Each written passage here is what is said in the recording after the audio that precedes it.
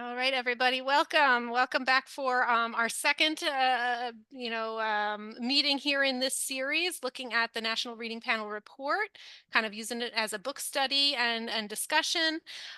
We had an amazing presentation last week, and if you missed it, we do have the recording up on our YouTube channel. And if even if you missed it, welcome tonight, and we'll get you up to speed, and it's going to be a good time. So we are here tonight for the phonics portion of the National Reading Panel. So I hope that people were able to do a little bit of reading that section, and if not, again, that's okay. We will get you caught up. I wanted to mention too that if you are in Maryland, there's been MSD has released a draft literacy policy that's open for public comment. We're going to be putting that link in the chat box so that people can comment. And if you're interested in working with TRL Maryland to put out some thoughts and feelings on that draft policy, feel free to message Carlene, who will be in the chat as well. One of our board members here, she works on our policy committee. And so if you're interested in policy committee and joining up with that, that would be great. Let's see. Other than that, my name is Rachel Donnelly. I'm the president of Reading League Maryland. We're here to promote our mission of getting evidence-based practices into schools so that all students can read. And we're really excited to be here. I wanted to give a thank you to Just Right Reader, who's sponsoring this event series. And without them, we wouldn't be able to do this and get this free event. And memberships for the Reading League Maryland here are free of charge. So I'd encourage everyone to check out our website, and we'll put all these links in the chat and register and be be members. And again, our sponsorships here help us to be able to do that free of charge. I'm going to pass it over to Ms. Gore, who's going to talk a little bit about Just Right Reader. And again, thank you to them for their sponsorship. Ms. Gore. Good evening, everyone. I'm Kim Gore. I'm with Just Right Reader. So Just Right Reader is all about making reading fun through engaging decodables, which can be a hard thing to find. We incorporate the science of reading in our books to help students build confidence in their reading abilities, which I'm sure you all know is super important. We offer libraries to match instruction going on within the classroom, and our take-home packs, they provide personalized reading practice, and they also help strengthen the school-to-home connection. We currently have libraries in English and Spanish, and we have more languages on the way.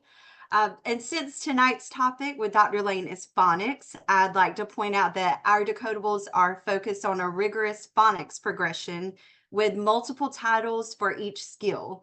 So this allows your students to continually practice a specific skill until they've measured it. But our books also spiral. So as they continue to progress through their skills, they get to spiral back to ones that they've already mastered. So our books do all of that, and they continue to practice and move through their skills and become better readers. So you'll find my contact information on the bottom of the slide. Feel free to reach out. I'm always here. I'm always available. And you can also scan the QR code if you'd like to request a sample so you could see what our decodables look like for yourselves. So I'd like to pass it over to our board member, Jax, but thank you all so much for allowing us to sponsor this amazing event. Thank you, Just Right Reader. Good evening, everyone. My name is Jacqueline. I'm a Reading League Maryland board member. I was excited to have the opportunity to introduce Dr. Holly Lane this evening, but it is not just my reading interventionist and dyslexia advocate heart that has me super excited for her presentation on phonics tonight. My joy tonight is the joy of a Maryland parent who has been worried about schools for some time. My joy is the joy of a middle and high school classroom language arts teacher who was at one point so excited to teach Langston Hughes, Zora Neale Hurston, Shakespeare, only to discover that her high school students could not decode the words those authors had written. That heartbroken teacher, me, had not been taught much at all about the reading rope or how to teach phonics during her undergrad or grad school coursework in education, and had to finance her own structured literacy education to be better for her students. I was thrilled to learn about UFLI foundations a few years ago, not only its efficacy, but its affordability and accessibility for teachers, students, and parents. As a Maryland educator of many years, I am thrilled that Dr. Lane and her team at the University of Florida Literacy Institute have made her program possible for emergent readers, and that Dr. Lane has been such a helpful voice in the science of reading teacher community, answering questions and being available to help. This accessibility gives me great hope for what we can achieve for emergent readers on the secondary level as well. For those who don't know, Dr. Lane is the director of the University of Florida Literacy Institute, UFLI, pronounced UFLI, and an associate professor of special education. Her research focuses on effective reading instruction and intervention and helping teachers develop the knowledge and skills they need to teach reading effectively, especially using evidence-based practices to promote the development of foundational reading skills. She is author of UFLI Foundations, an explicit and systematic phonics program. It is currently being implemented in classrooms across the United States and around the world. And now, on behalf of the Reading League Maryland and our wonderful sponsors, Just Right Reader, who have also made some wonderful literacy materials for learners, I am pleased to introduce the very helpful Dr. Holly Lane. So take it away, Dr. Lane. Thank you for being here. Well, thank you so much and for the lovely welcome. So, hello, everyone. I'm very excited to be talking a little bit about the phonics portion of the National Reading Panel report. And I'm going to do this as informally as I can, given that it is kind of a formal document that I'm going to go through and try to explain some things. But please feel free to chime in the chat if you have questions. And I've asked our board members who are present if I miss something in the chat, because I'm not really good at multitasking and paying attention to what's in the chat while I'm talking.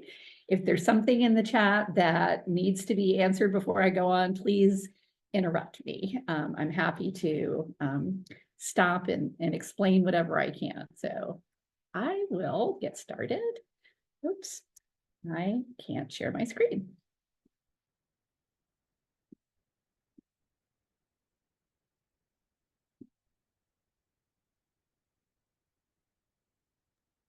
All right, sorry. I'm wondering if you need to be host to share the screen. And Carlene, can you help me out? Because I'm not a Zoom expert. So, um,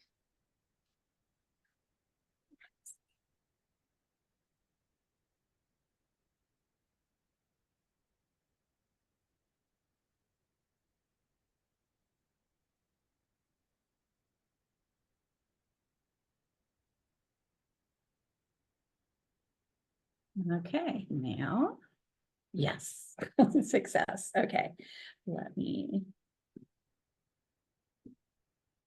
All right, can you see it all right? Okay, excellent. We can see it. Okay, so to get us going, I just wanted to start by kind of orienting us to this. So I know probably most of you were here last week for my colleague Matt Burns, his presentation on phonemic awareness. And we are going to follow that up with the next section. And it's important to know that in the National Reading Panel report, phonemic awareness and phonics are lumped together. And that's something that I think has inappropriately changed. And I'll get into that a little bit more. But I think this is a really exciting thing that the Reading League of Maryland is doing, pulling together educators to really dig into this really seminal work. The National Reading Panel report had a tremendous effect on reading instruction in the United States, and it continues to be very relevant. Even though a lot of research has happened since then, I think it's really important that we still attend to and learn from what was reported in there. So, as you know, the National Reading Panel was convened in the late 90s, and the report was published in 2000. So 24 years ago. That's kind of amazing because I remember it like it was yesterday. I'm probably dating myself. I know some of you are probably still in elementary school at that time, but this report had multiple sections, and we're going to be focusing on the alphabetic section. So as I mentioned, phonemic awareness and phonics are grouped together in this section called alphabetics. And that I think is a really important thing that I will be coming back to in a moment. So if you're familiar with the National Reading Panel Report at all, you're probably familiar with this concept of the 5 pillars of reading. And I wanted to point that out because I think it's probably the worst thing that came out of the National Reading Panel Report. So as you can see, let's go back. These are the sections. There aren't 5 pillars of reading listed here. We've got alphabetics, we've got comprehension, we've got fluency, along with other areas that the National Reading Panel looked at. And somehow, I think in an effort to help explain some of the constructs that were addressed in the National Reading Panel Report, this depiction became what was most common. The 5 pillars, the Fab Five, I've heard them referred to as a lot of different things. But the problem depicted this way is that what I see when I look at this is I see 5 separate areas. And there's no indication that these 5 areas have anything to do with each other than that they're all components of reading. It's as though it's an additive thing. This plus this plus this plus this. And it's really not how it works at all. And so I would love for the field to move away from referring to these as the 5 pillars of reading or depicting them with graphics like this.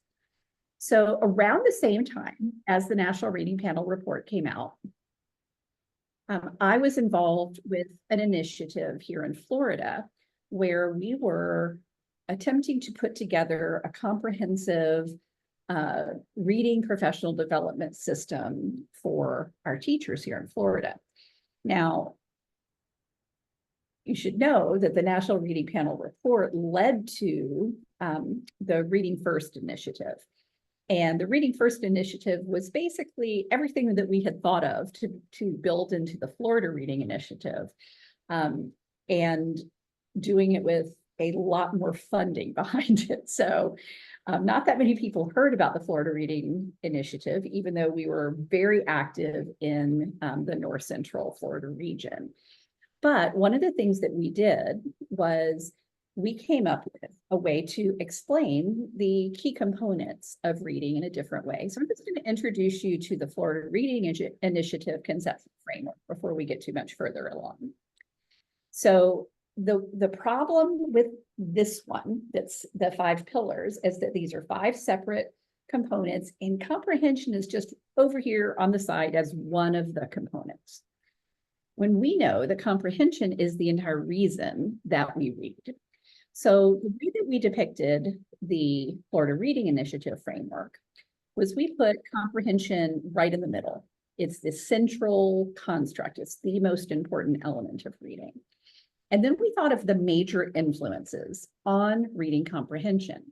And what we identified at that time was that reading fluency influences reading comprehension, language influences reading comprehension, knowledge influences reading comprehension, and metacognition influences reading comprehension. So these arrows are all indicating things that influence reading comprehension. Each of these influences on reading comprehension has its own set of pieces and parts. This is not exhaustive. This is not everything that influences comprehension, but it does cover most. So within the area of fluency, we have the components that make up fluency, including phonemic awareness and decoding skill, but also automaticity with those skills and prosody.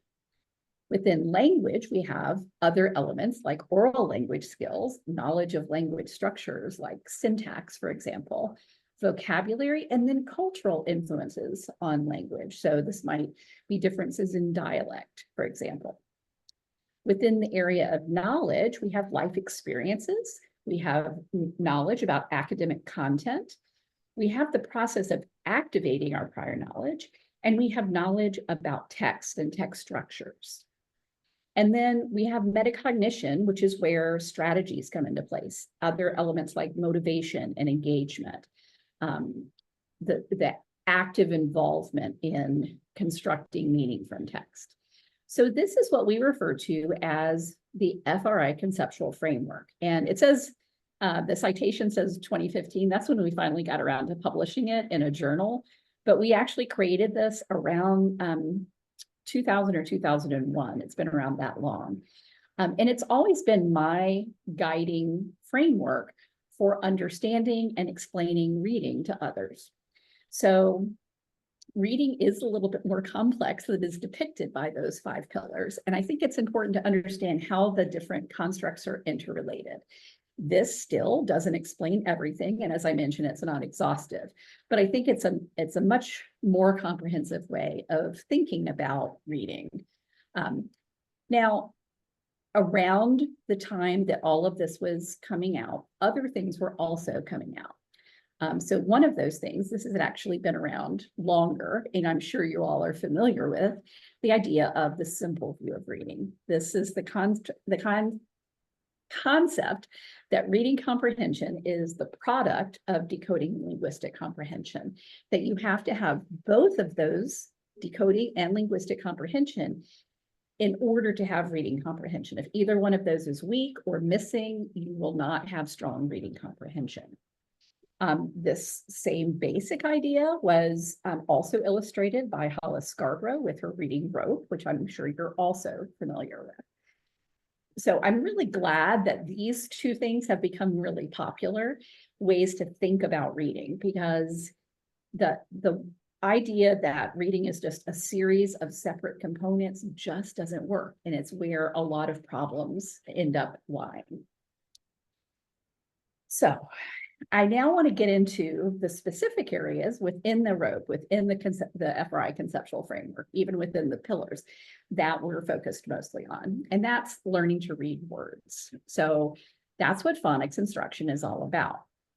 Now, the work that I do is informed largely by the enormous body of research developed by one woman, Linnea Airy, who also happened to be the chair of the alphabetics subgroup of the National Reading Panel. Now, Airy's work informs my work, and it should inform the work of anyone interested in teaching children to read words and to spell words. So Airy describes word recognition development as a series of phases. And I think it's important to note that she very deliberately chose the word phases as opposed to stages. The way that she describes this is that a stage has a clearer beginning and end, whereas phases overlap. And so you can be firmly in more than one phase at the same time. And that's an important element to consider when you think about word reading development, is the way that the phases overlap. So I'm just going to take you through Airy's phases. Now, I would say in the vast majority of the writing that she has done about these phases, she talks about 4 phases, but I'm going to tell you about 5 phases. I've only seen about 2 papers that she's written that have this 5th phase, but I think it's an important element to consider. So the first phase of word recognition development that Airy describes is called the pre-alphabetic phase. And in this phase, this is when students don't use the alphabet in order to read. So this is when a child will see a sign that has something familiar depicted and has some meaning to them, and they will read that sign. So when you're driving down the street past the Golden Arches and your 3-year-old says, "I want a Happy Meal," your reaction might be, "Oh my goodness, he can read." but we know he's not really reading the word McDonald's, right? He's not reading MCDO, not looking at those letters. He's seeing the golden arches. He's seeing a logo, a visual representation that he attaches meaning to.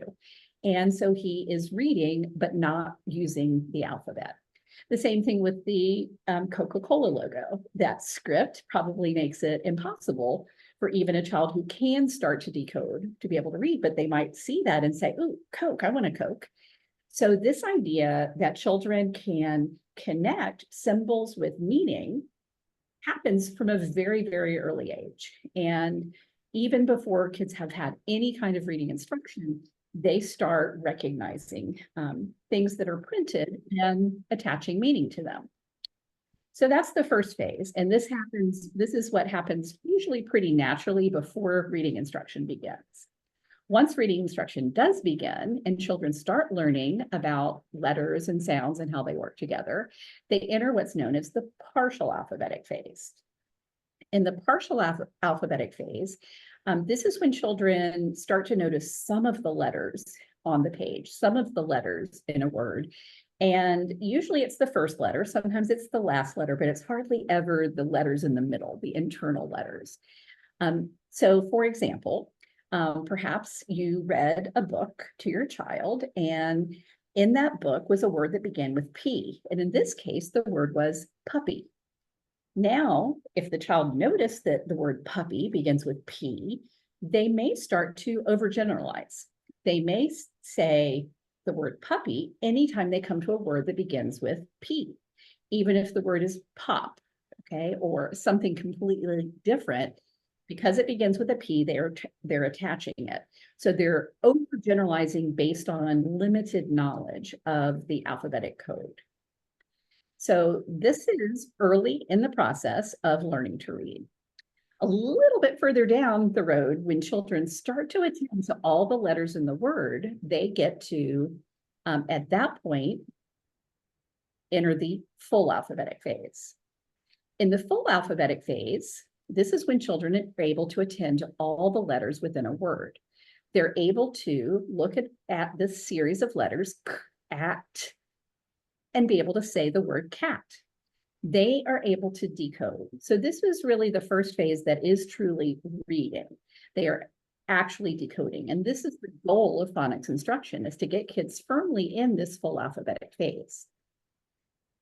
But we don't stop there. Skilled decoders do look at all of the letters in a word, but they process them so quickly, and they process them in chunks or groups. So this is when children enter what is called the consolidated alphabetic phase. So they'll consolidate patterns that they've seen before and recognize them as a chunk.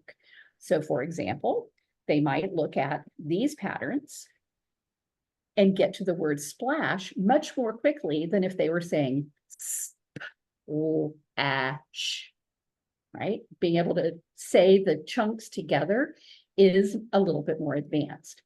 But notice where this comes in the phases. So I know a lot of phonics instruction starts out with children learning word families. You may learn the word or the family ash and learn things like rash and bash and dash based on that word family before they get to the point where they're able to decode words. But as Aries research has shown, this actually happens later in the developmental process.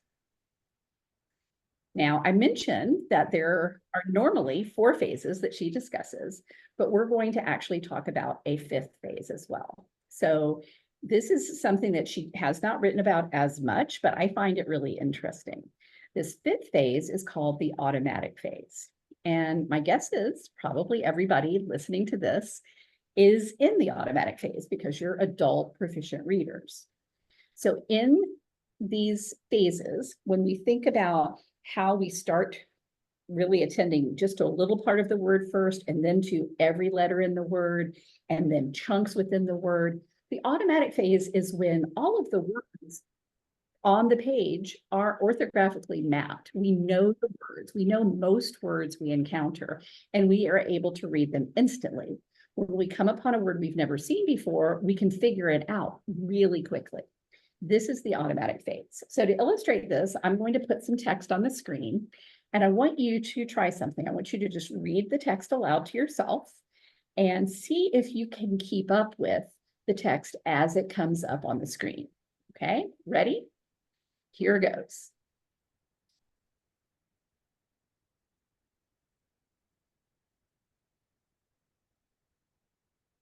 Done?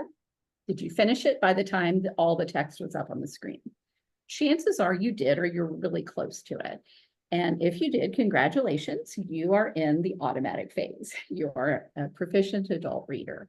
Now, some children reach this automatic phase by late elementary school, but most kids take a little bit longer and a lot more practice to get to that point. But these phases of word recognition development, I think, are really important to understand in order to do good phonics instruction. And so what we're going to do as we get into talking about the actual content of the report, I want you to keep thinking back to these phases and what is accomplished during each phase. What are readers developing during these phases? So another element that's an important part of this, so I mentioned the automatic phase. We want to get kids to that, but they can develop automaticity at the word level a long time before they develop automaticity at the text level. But automaticity is an essential part of reading development. We don't want to just teach phonics to get kids to be accurate decoders. We want them to become automatic decoders. We want them to move through all of those phases. So the reason it's important is if you look at this picture, this depicts a less fluent reader, so a child who has yet to master decoding skills. So the red part of this picture is the decoding. This is the effort, the cognitive effort or the working memory that is devoted to working their way through the words on the page. If a child is still at the point where their decoding is laborious, it takes up all of their cognitive load or most of it. And there's very little left over to devote to comprehension, which is the blue part. In contrast, if we have a more fluent reader, in that case, we have just a little bit of cognitive effort devoted to reading the words or decoding, and a lot of cognitive load available to devote to understanding. So this idea is that automaticity with decoding allows the reader to devote a larger share of their working memory or cognitive effort to comprehending. So I've heard over the years, oh, all of this focus on decoding, all of this focus on phonics is taking away from meaning, taking away from understanding, when really the opposite is true. Really, the better you are, the more automatic you are with your decoding, the more proficient you are with decoding, the better you are going to be able to comprehend, or at least you're going to have a lot more mental effort to devote to comprehending. So you still have to understand spoken language and vocabulary. This part is really important. I'm sorry, was there a question? We have had a question in the chat, if now's an okay time. Is there research in alphabetics since the National Reading Panel that contradicts the research and conclusions of the National Reading Panel? I think people are wanting to know, it's been a while. Is this still a valid document? It is very much valid. So we have certainly refined our understanding further, but there's nothing that I know of that was reported as true in the National Reading Panel that has since been proven untrue. Everything that is there still holds. We know more about a lot of those elements, but the research that had been done up to this point was really pretty comprehensive. We knew a lot about word reading for a really long time. We just strayed in what we did with that knowledge, pretty far from it actually. So there may be like little minor points that we've clarified more and helped the field to understand better, but really there's nothing that we now go, oh, what were we thinking? That was all wrong. That's not the case at all. We are still following what was in this report to a very large degree. The program that we developed at UFLI very heavily relied on the findings from this report and also subsequent reports. Awesome. There's another follow-up question just to share some of the refinements to the NRP report, but I think that you're kind of doing that as you're going through. So I don't know if you want to, keep on keeping on. Okay. All right. So thanks for interjecting, and please do interrupt me anytime. All right, so moving right along, I thought we would have a little bit of fun here too. So I hear a lot still this idea that proficient readers, they're no longer attending to individual letters. They're just recognizing words by their shape. So we've all seen something like this, right? Where we are trying to attend to words by their shape.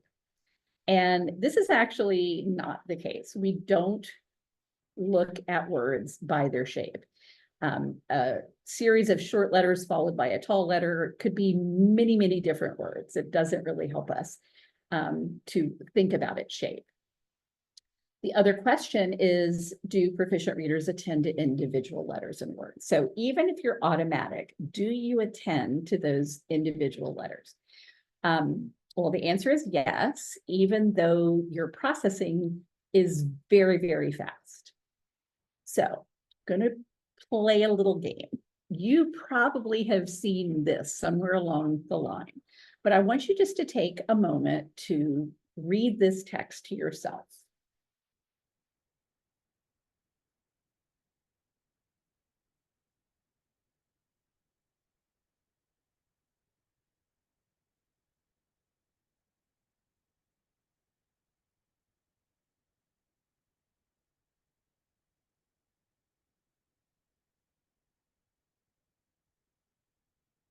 So if you were able to read this fairly proficiently, I just want you to put a yes in the chat. I want to see how many of you could read this proficiently.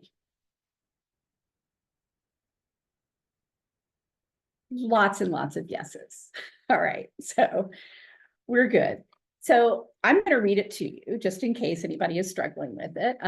This says, according to I think it's supposed to be a researcher, but they're missing an R, at an English university, it doesn't matter in what order the letters in a word are. The only important thing is that first and last letter is at the right place. The rest can be a total mess and you can still read it without problem.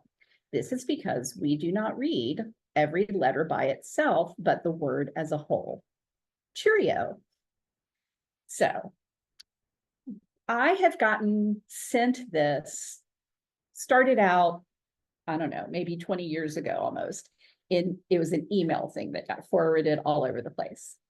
And since then, I have seen it in variations too, not always exactly this version. This is the original version. But I've seen it in memes on Facebook and Twitter and just all over the place. And people send it to me because they hear me saying things about decoding and paying attention to individual letters. And in some cases, it's a ha ha ha, see, attempt, right? And I think it's fascinating because this particular example does a lot of things that makes it really easy to read beyond the fact that it's mixed up, okay? So according is a pretty easy word to figure out on this particular example. And as soon as I read the word according, the words research and university, those kind of come to mind. And so my brain is primed for some of those other words. And when I look at the text overall, I notice that the majority of the words in here are 3, 4, or 5 letters long. A 3-letter word has no changes to it. A 4-letter word just has the middle 2 transposed because the first and last letter is supposed to be at the right place. And a 5-letter word just has a little bit more transition of the words, of the letters. So a lot of the words kind of are giving themselves away. So I started exploring this a little bit and I found some examples on linguistic websites about this. and they weren't convinced that this was accurate. Let me show you a little bit more about it. So if you can read this, I want you to go ahead and put it in the chat, what this sentence says, spelled correctly.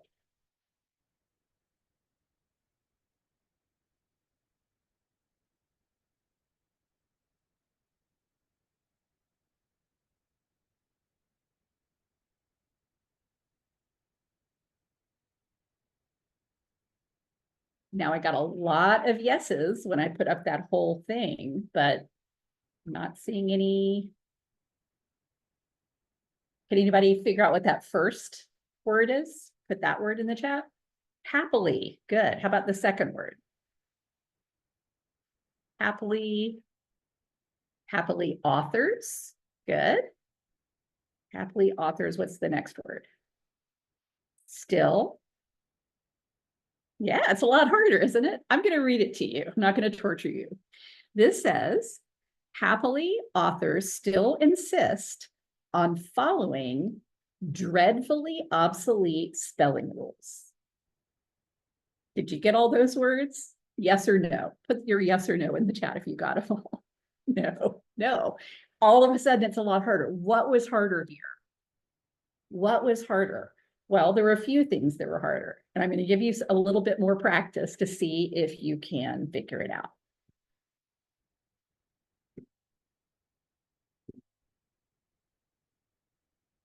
I bet this will actually be a little bit easier than the last example.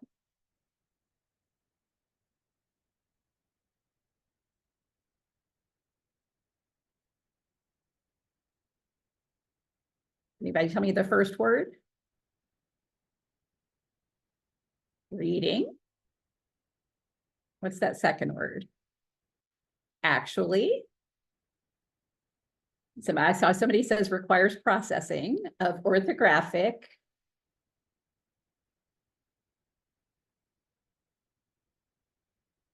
Reading actually requires patterns, good job, and attention to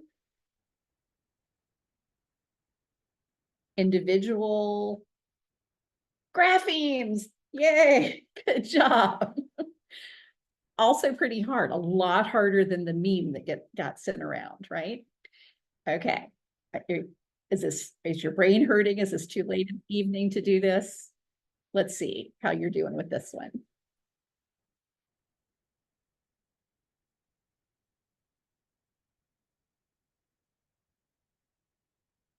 What's that first word? Familiarity, yes. Familiarity with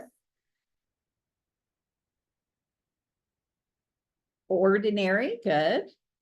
We already know what that pertinence is. Patterns, permits. Familiarity with ordinary patterns permits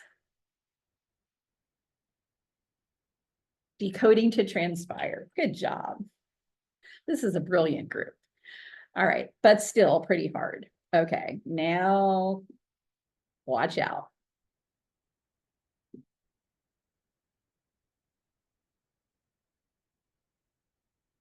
Conversely, unfamiliar contexts, good. Or longer. Conversely, unfamiliar context or longer combinations, excellent, may become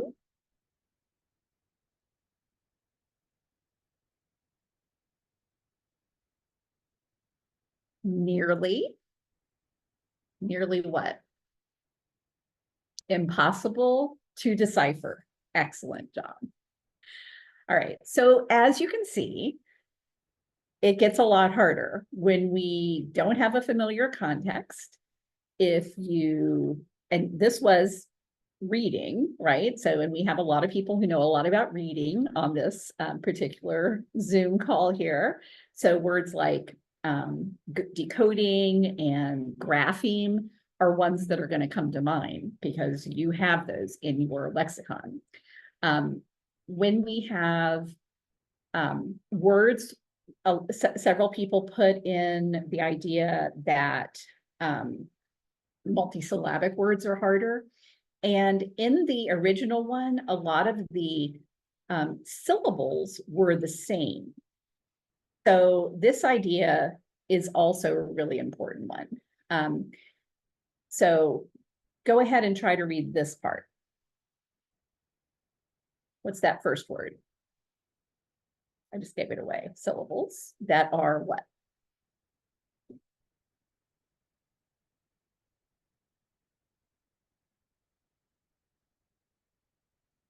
That's that really long one.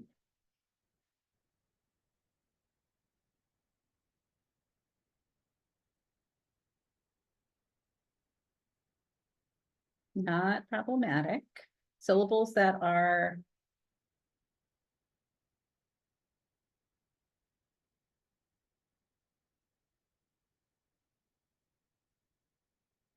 wow, it's a tough one, right?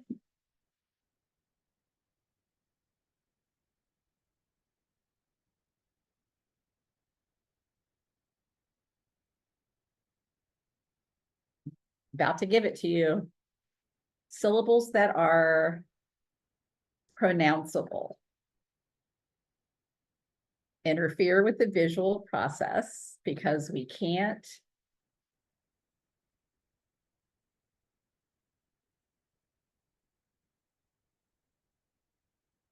resist the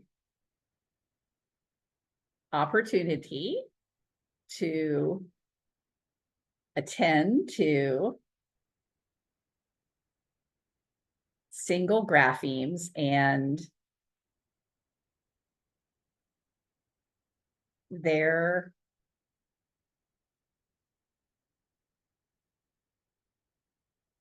connections to phonemes. Wow.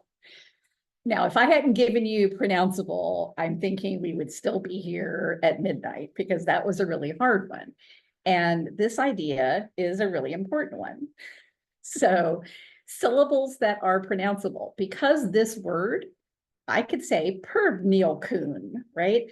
My orthographic mapping is kicking in right away. I see pronounceable chunks and I want to decode them. I can't resist the opportunity to decode them. That's how our brains work when they're looking at words. Now, in that original meme, there were not really very many pronounceable syllables. They were just mixed up. They also didn't completely mixed up. It said, as long as the first and last word are the same, everything else can be a mess. Well, that wasn't actually true. Usually they would just move them around a little bit. If you really move around the letters, then it messes up everything with your attempt to decode. All right, so to wrap this part up,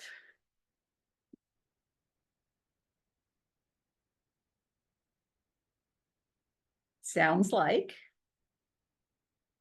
some linguistics grad student, good, has just been, oops, sorry, I figured out just for you, has just been handed a great thesis topic, right, to figure this out.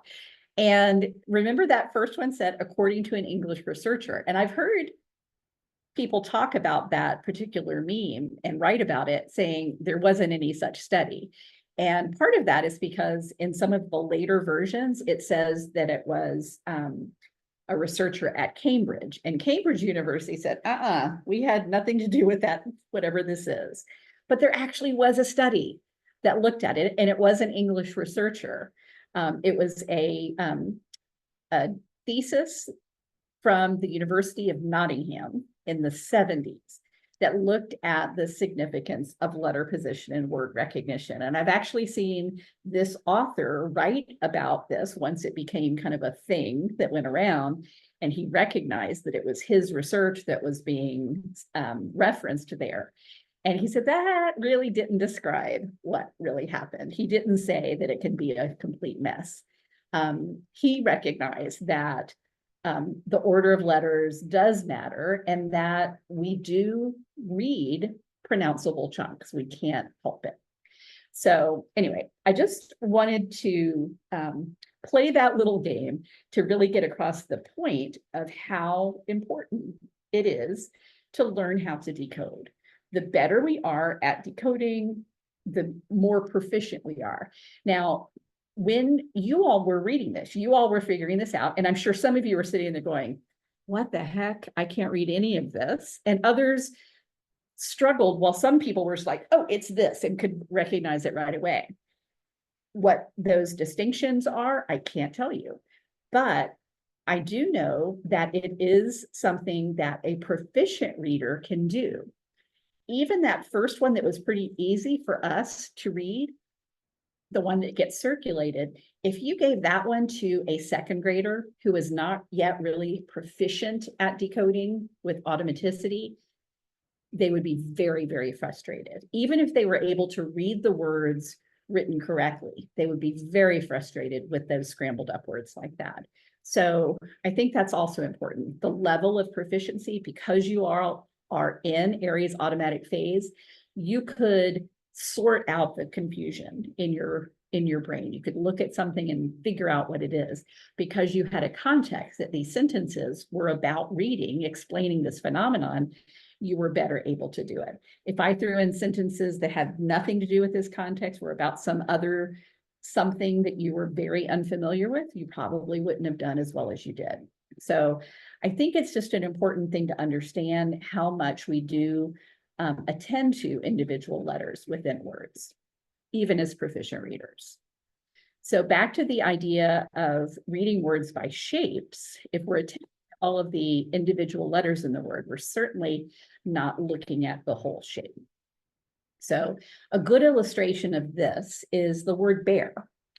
The word bear is very, very common in children's books. And we could look at it as a shape, a tall letter followed by a series of shorter letters. But that won't do us much good. But one of the ways that we know that proficient readers don't attend to the shape of a word in their decoding or in their reading of words is if we take that word and we put it in all caps. Now the shape of the word is completely different, and the shape of each letter is completely different. Sometimes a capital letter and a lowercase letter are just the same in different sizes, like an S or a W, for example. But all four of the letters in this word look different. But if you've just taught a child how to read the lowercase bear, that child will once they become proficient at reading bear and have orthographically mapped that sequence of letters, you can show them the uppercase version and they will read it almost as quickly, even though they've never seen it in that shape. So you could really show them in different fonts and looking very, very different, and they'll still be able to read it. So this idea just further supports the idea that we do, in fact, attend to individual letters. We don't process words as whole units. So a little bit about phonics instruction and then how it relates all back to the National Reading Panel report. So just to clarify a couple of key terms here, decoding is the process of translating print into speech. So seeing the print on the page and saying the words, and how we get to that point. So being able to see a sequence of letters and produce the word. This skill of decoding requires the capacity to blend phonemes. So that what you heard about last week with Matt Burns talked a lot about phoneme blending, and that's, you use phoneme blending to be able to read words or to decode them. Encoding is the process of translating speech into print. And this requires phoneme segmentation skills. So to spell a word or to write a word down, you have to think of the word, say the individual sounds, and then represent each phoneme in the word with a grapheme. And then we have this process of orthographic mapping. Now, the idea of orthographic mapping has been around for many decades. The term orthographic mapping is more recent. But the idea here is that the purpose of our instruction in decoding and encoding is to develop the mental process. So orthographic mapping, we don't teach orthographic mapping, we teach children to decode and encode. And what's going on in their brains is the process of mapping the sequence of letters into words that they can then instantly recognize.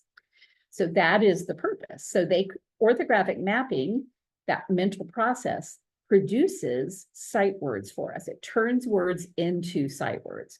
That means when we see a word, we recognize it instantly. That instant recognition and retrieval is the result of an orthographically mapped word. So just to illustrate what this looks like, this idea of if I want to spell or encode the word frog, I would say frog, and then I would think about the individual phonemes in the word frog. G.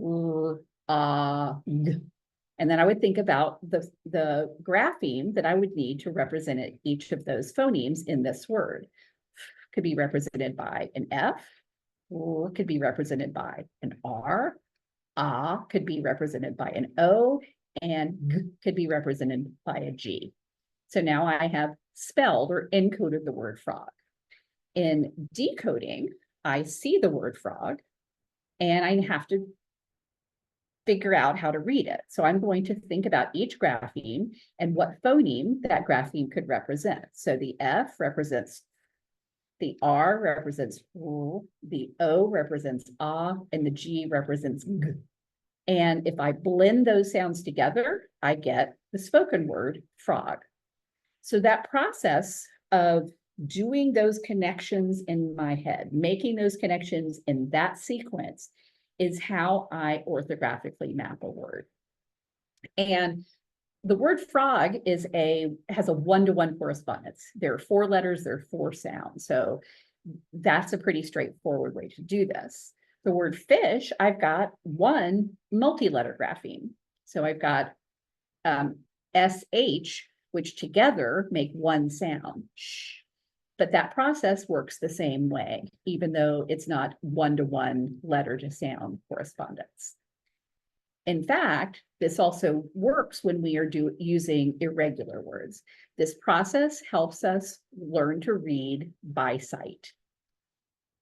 The process of orthographic mapping is made possible by phonemic awareness and grapheme phoneme knowledge. You've got to be able to recognize those things instantly in order to do this. And it works even when we have irregular words. So when we are connecting a unexpected grapheme phoneme correspondence within a word, that still is a connection. It's not as stable, it's not as quick initially until we've seen the word more times. But in a word like said, the S is represented by exactly the grapheme I would expect. The D at the end is represented by exactly the grapheme I would expect. It's only the E in the middle, represented by the grapheme AI, that is unexpected. Now, that means I just have to attend to or remember that part because it's not what I would normally expect. And when I've seen it enough, then I start to expect it in this word. It may not apply so much in other words. So a lot more about kind of reading in general, decoding and encoding in general. I want to now dig a little bit more into what the National Reading Panel report says about these things.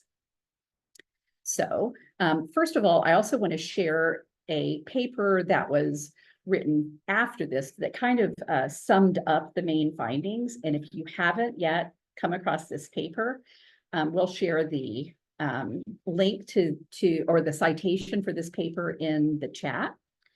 And hopefully you will be able to access it. It's one of those firewall things, so it depends on where you are if you're going to be able to access it.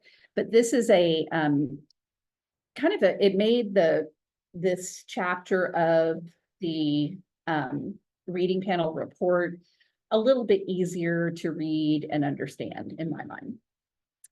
So first of all, the research questions related to phonics that the National Reading Panel report addressed First of all, does systematic phonics instruction help children more than non-systematic instruction or teaching without phonics?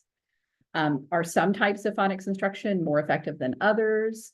Are some programs more effective than others? Goodness, it's very loud thunder. Don't know if you heard that.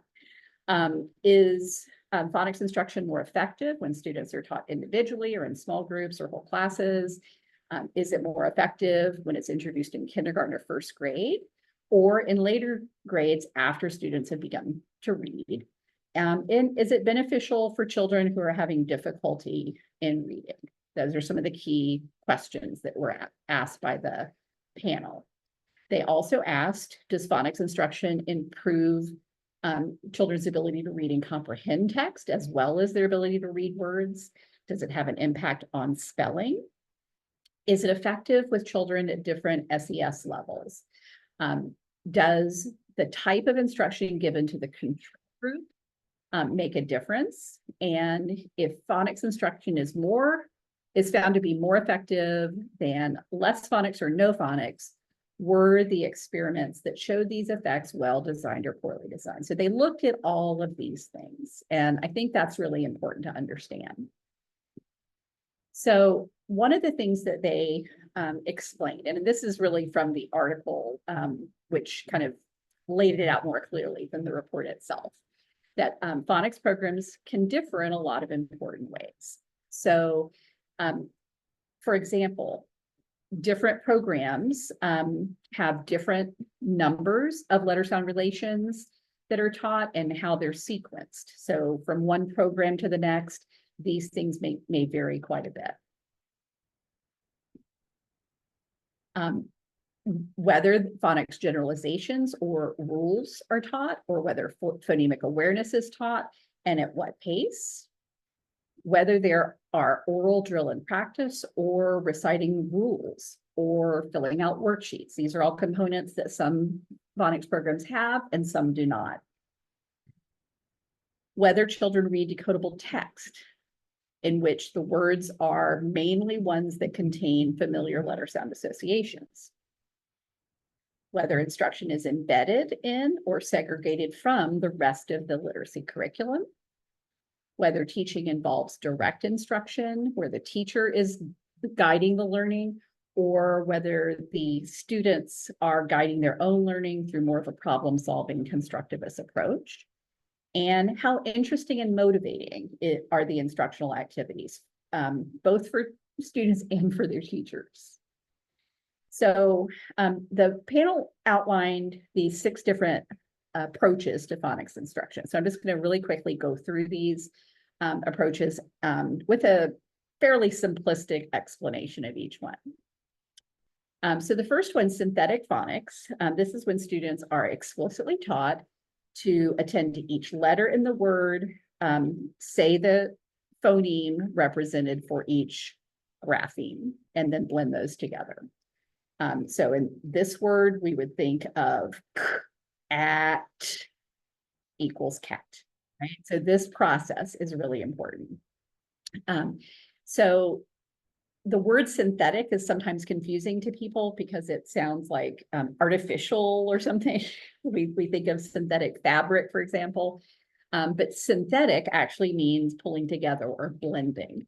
And so that's what synthetic phonics is pulling the sounds together. So seeing the letters, saying the sounds, and pulling them together. Analytic phonics is the opposite.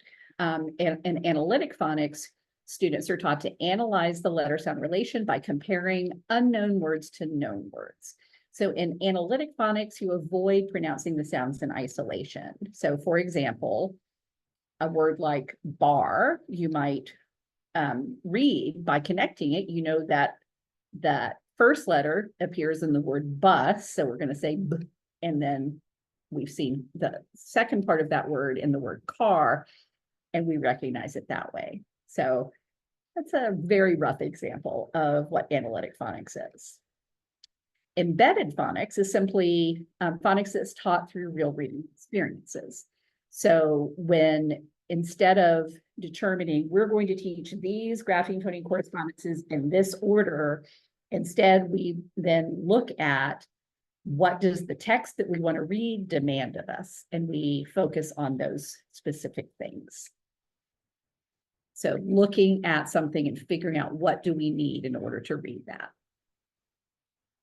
In analogy phonics, this is kind of similar to what I was just describing with analytic phonics. Students are taught to pronounce or spell a new word by making an analogy to a known word. And so the focus is often on word families in analogy phonics. So again, pulling parts of a word together. So they don't necessarily have to be just the sound we're connecting with another word, like the bar example. In this case, we're looking at other kinds of chunks within the word. And then we've got onset rhyme phonics, which is kind of a variation on analogy phonics. And the focus here is on word families. And then we've got phonics through spelling. So focusing on phonics during writing experiences, teaching children to segment words into phonemes, selecting the letters for these phonemes, and then teaching them to compare an unknown word to a word they do know. So this idea that we are teaching decoding by teaching encoding. We also have, and this is not specifically all laid out in the report, but these are some important ways to know about methods of decoding instruction. So the most simple one is sounding out, this idea of saying each sound, blending the sounds together. We say the term sounded out all the time. Then we have what's called successive blending. So decoding as you move through a word rather than saying all of the sounds. So if I'm decoding the word frog, I'll say frog, right? I'm just adding on a sound as I go successively. Teach, teacher. Connected phonation is similar, but I don't keep adding, I just keep going. So it does require that you have a continuous sound in the initial position in the word. So I would blend the word sun just by holding out one sound until I bump into the next one. Sun. Okay. So that process of connected phonation, what was really cool about this, a study that was actually by Linnea Airy, and I think one of her doctoral students looked at this, and they found that teaching children to decode words using connected phonation with continuous sounds, even though they couldn't teach, like if they were going to read the word bun, for example, you can't hold out the b at the beginning of bun. But if you've been learning to blend sounds together, kids transfer to using stop sounds without that model. That to me was one of the coolest findings of that particular study.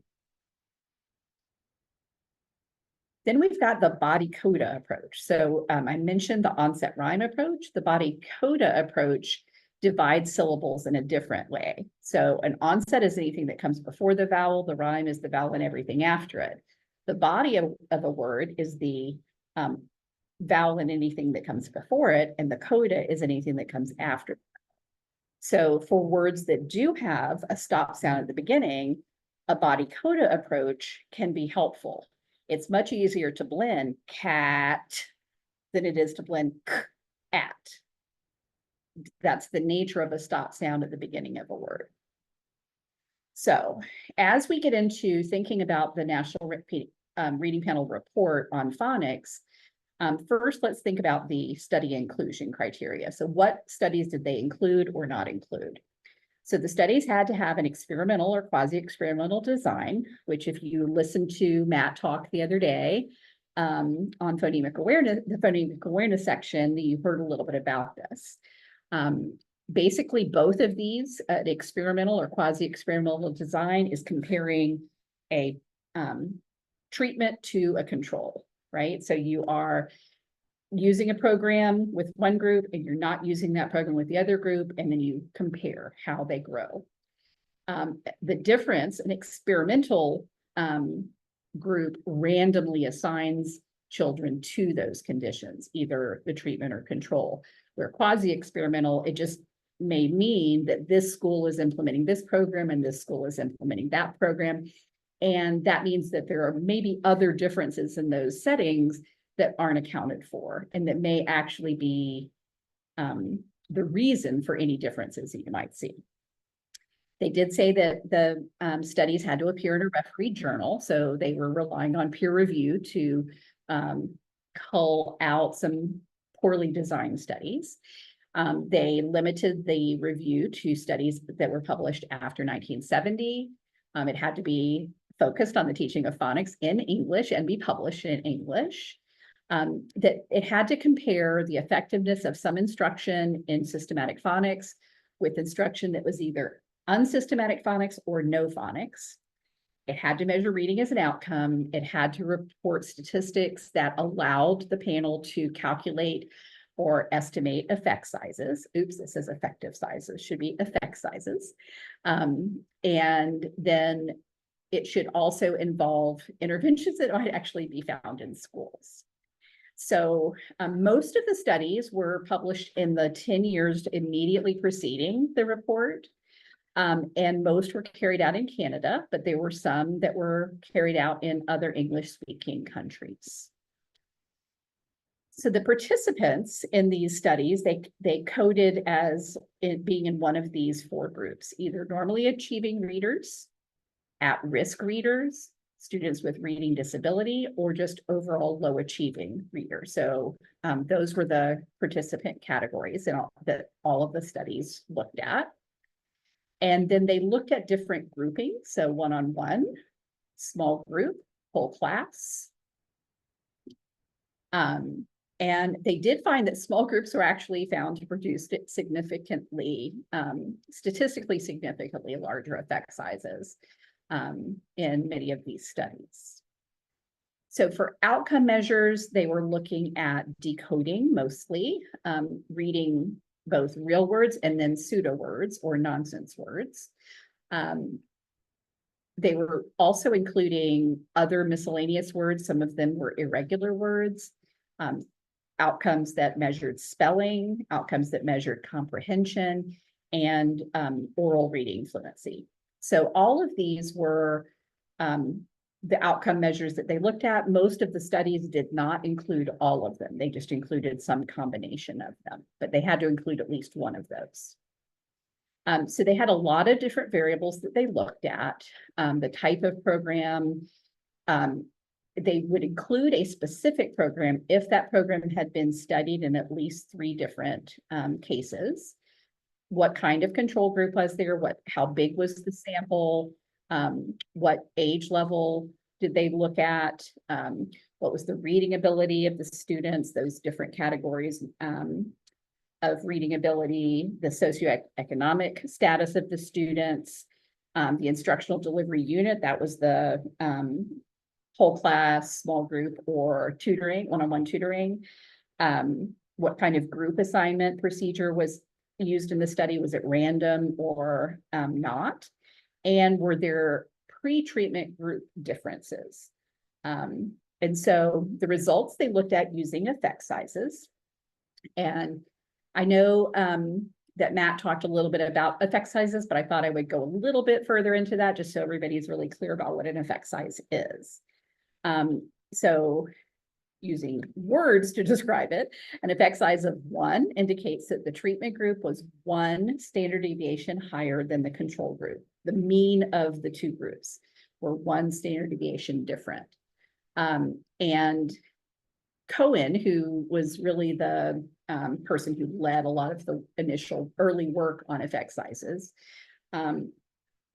put these basic numbers in place. And these, he emphasized these are not essential dividers, but an effect size of around a 0.2 is considered small, an effect size of 0.5 is considered moderate, and an effect size of 0.8 is considered large. And different people will tell you different numbers for those categories. But in case you are interested in how an effect size really works, most of you are probably familiar with this idea of a normal distribution, a bell curve, with this idea that you have around 68% of your population is within 1 standard deviation of the mean. That line in the middle is the mean or the average, and most people score somewhere close to that mean, and then fewer score farther below or above, and even fewer score very far above or below. Now, if you have this as your control group, this is how kids are normally performing, and your mean is that centered line. If you're looking at effect sizes, it's the percent of the control group below the mean of the experimental group. So if your experimental group is the exact same as your control group, that means you're going to have an effect size of 0. There is no difference between the treatment group or the experimental group and the control group. Now, if you move that over a half a standard deviation, can you guess what the effect size is going to be? If 1 standard deviation over would be an effect size of 1, a half a standard deviation over would be an effect size of 0.5. Good job, right? So then if we look a little bit more, so if we have an effect size that's a standard deviation, so you can see that more and more people are scoring above what the average of the control group is. In this case, you're going to have an effect size of 1. And if you have an effect size 2 standard deviations over, your effect size is going to be 2, right? So you can see how many people that this represents over here that score way above the control group. So hopefully that will help you understand the concept of effect sizes a little bit more. It really is the measurement of the distance between the means of the 2 groups. All right, so lots and lots of tables. So these are actually, again, from the article as opposed to from the actual NRP report. I found these a little bit easier to decipher. But there's just a few of them that I just wanted to point out. So when it comes to outcome measures, this down here, this column, the mean D, that's the effect size. And as you might expect, decoding real words had the highest effect. Decoding pseudo words was a little bit lower, and then you get into other kinds of reading and spelling words and it's lower. The effect of decoding instruction on oral reading fluency was lower, as was comprehending, but it was still an effect. It was still something that was a significant difference. If we also look at the grade levels, you have a much greater effect in kindergarten and first grade with phonics instruction than you do with second grade and up. And so that's an important thing to know. That's one of the important findings. We also see differences in the particular scores. So a kindergarten or first grader's response to phonics instruction had a very strong effect on an outcome measure of decoding real words. And it still gets less, but its effect on comprehension, I think, was also really important because this is a pretty strong effect size. It's in the moderate effect range. So the effect with kindergartners and first graders is really strong. So we want to make sure that our phonics instruction in K and 1 is really powerful. When we get beyond that, it gets much smaller. I wish that they had separated it differently and had kindergarten first and second, and then third and up, because most phonics instruction continues through second grade. And I think it is true that the higher you go up, the lower the score. So I would be really curious what it would be if they were looking at results for second graders compared to, say, third and fifth graders. Also important is that your biggest effect sizes when it comes to kids from different socioeconomic groups, your kids from low SES groups have the greatest effect. So that's telling me that there is an important element of equity involved in phonics instruction. Providing really high quality phonics instruction to children from low income families is even more important. There are a lot of other elements. We talked about the differences in delivery units. that whether or not there was a difference in the treatment group pre-test was also important. This is just a graphic depiction of some of those same results. You saw for kindergarten and first graders, larger effects on decoding regular words than on some of the other strategies, but they were all still positive effect sizes.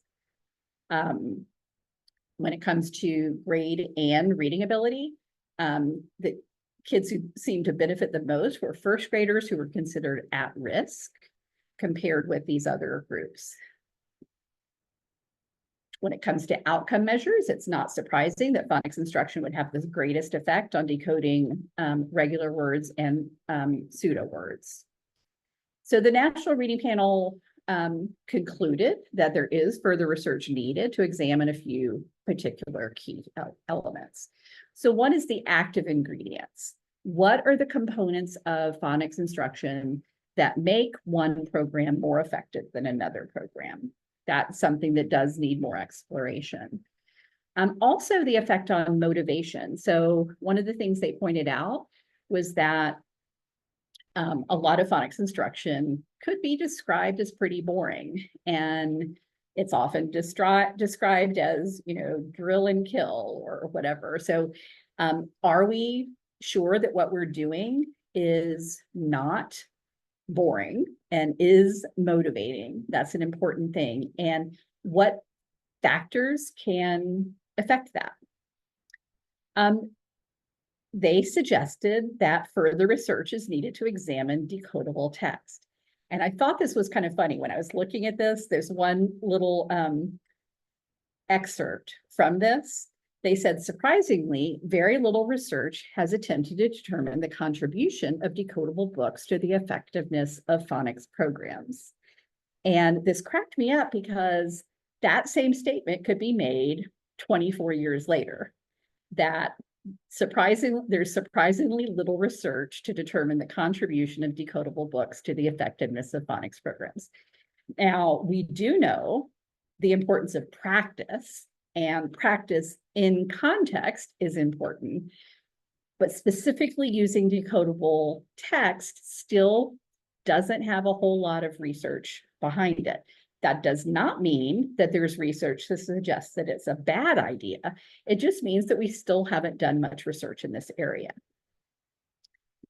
And then the other thing that they suggested was that we need to know more about whether there are ways to improve the effectiveness of systematic phonics instruction for kids who are poor readers beyond first grade, because we saw what a dip there was in effect size after first grade. So what can we do to make phonics instruction for older kids who are struggling more effective? So that is a quick overview of some of the key findings of the National Reading Panel report. And I am going to stop sharing and see what what questions have come up in the chat. And please enter any other questions that you may have. Awesome. And I'm looking back as well. And yes, so as Dr. Lane said, please add additional questions. I knew there was a couple that I flagged. So Ms. Catherine wanted to know, without getting into the weeds about speech to print and structured linguistic literacy programs, what do you think about starting with the grapheme followed by the phoneme versus starting with the phoneme followed by the grapheme? That's kind of part one of her question there, I think. Well, we don't know. To date, I have yet to see a study that directly compares the two. So we can look at studies of programs that follow one protocol versus another, and look at their comparing the effect sizes, but that's not the same as comparing the two directly in a study. So I think it's certainly worth looking at. So but I can't tell you.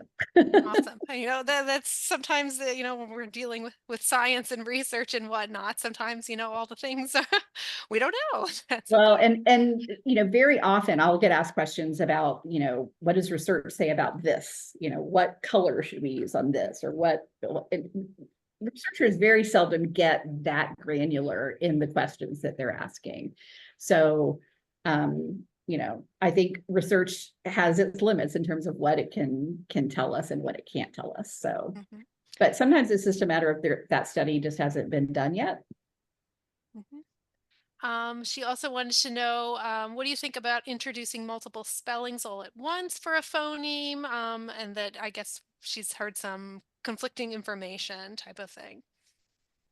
So that's a really good question too. So I think early on, it's probably a mistake. And that's not because I know of studies that specifically look at um, introducing multiple graphemes for a phoneme early on. What there is research on in more broadly cognitive science is that learning one thing well before you learn something that's similar or easily confused is a good idea.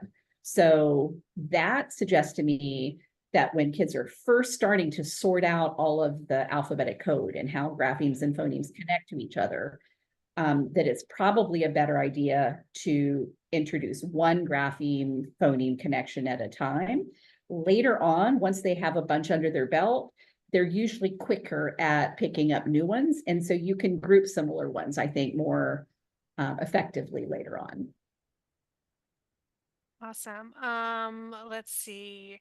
What do you think about incorporating onset rhyme phonics into synthetic phonics, or maybe kind of even more broadly, like mixing and matching some of those different techniques and strategies that you've shown? And I'm going to guess there's going to be a lack of research on some of these kind of explicitly, but Yeah, and a lot of them kind of can be combined. So I would caution against that specific connection because the onset rhyme phonics kind of goes against Aries developmental phases, right?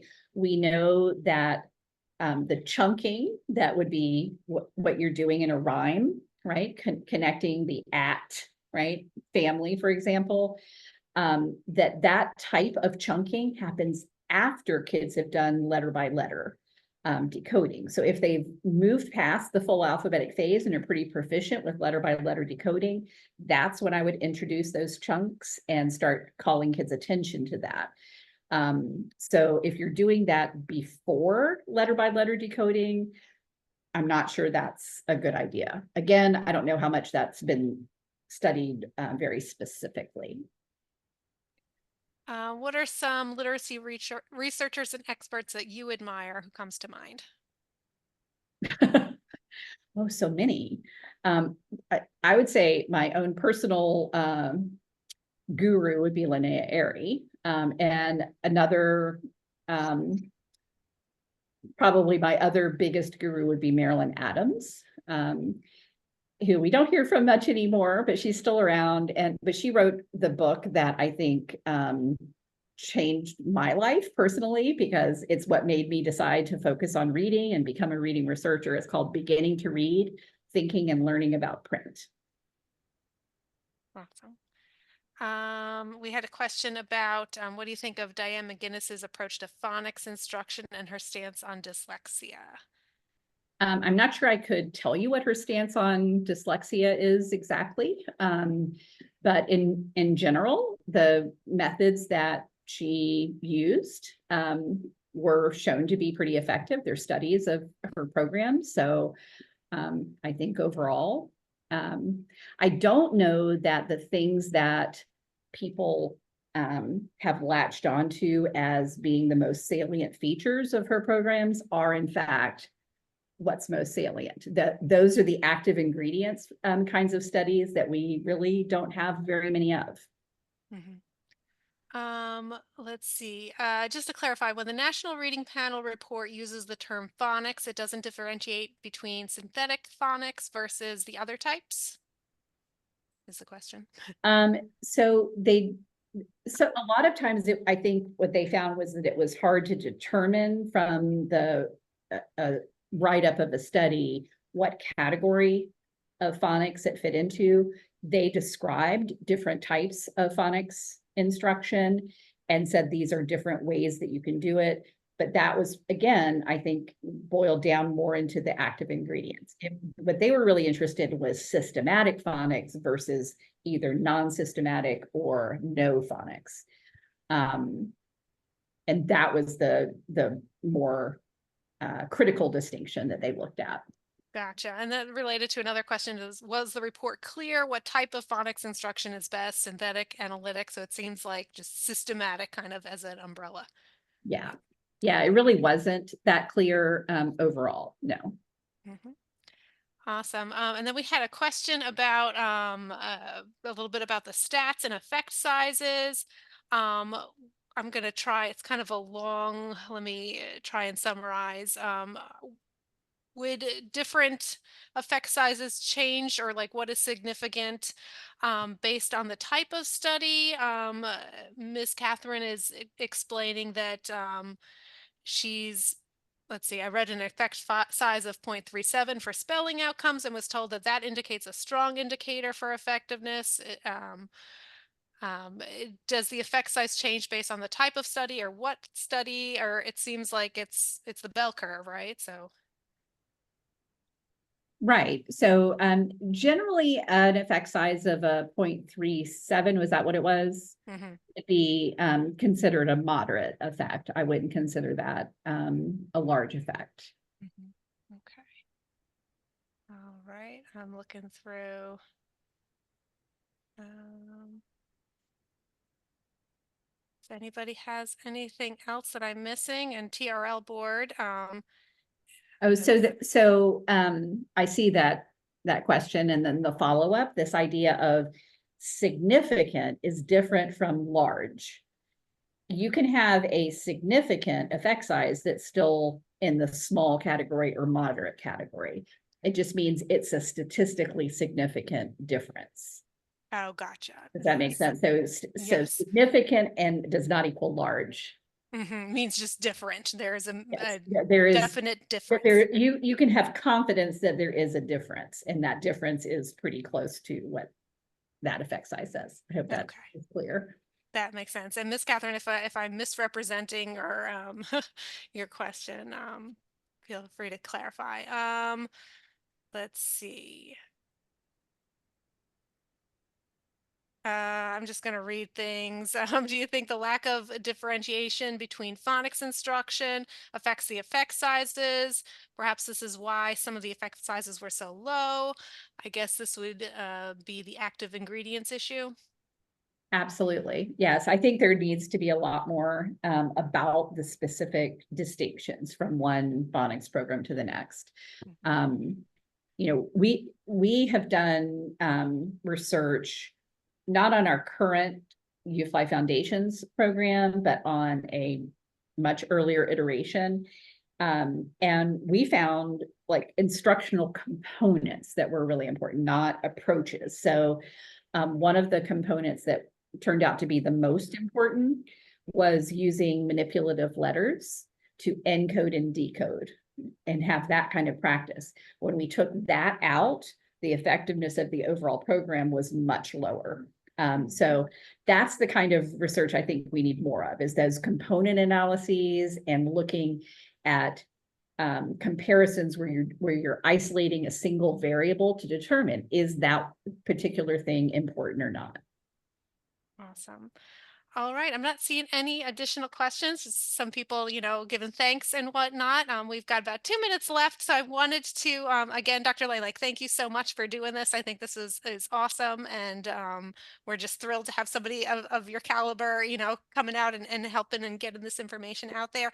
And I want to turn it over also to our sponsors, again, to give them a thank you for Just Right Reader to maybe close us out. And I want to also remind everyone that next week we will be talking about fluency. So read that fluency section of the National Reading Panel. That's with Dr. Hasbrooks, who I believe she was on. I'm not sure if she's still around, but excited to see her pop it into the Zoom meeting here. So really excited for that next week.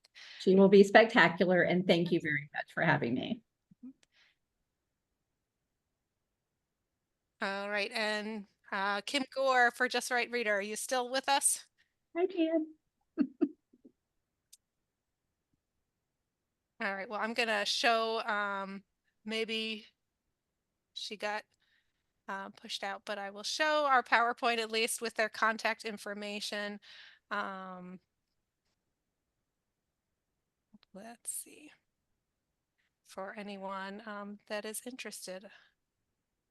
And TRL board, help me because I'm a Zoom not fluent. So if our Just Right Reader representative is here, let me know how to find her.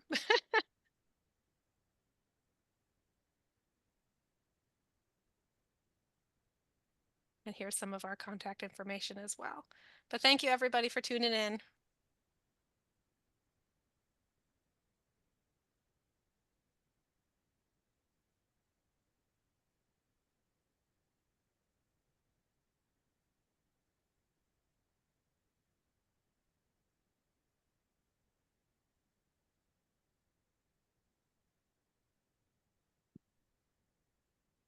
All right, and Carlene, if you could help me out with Zoom.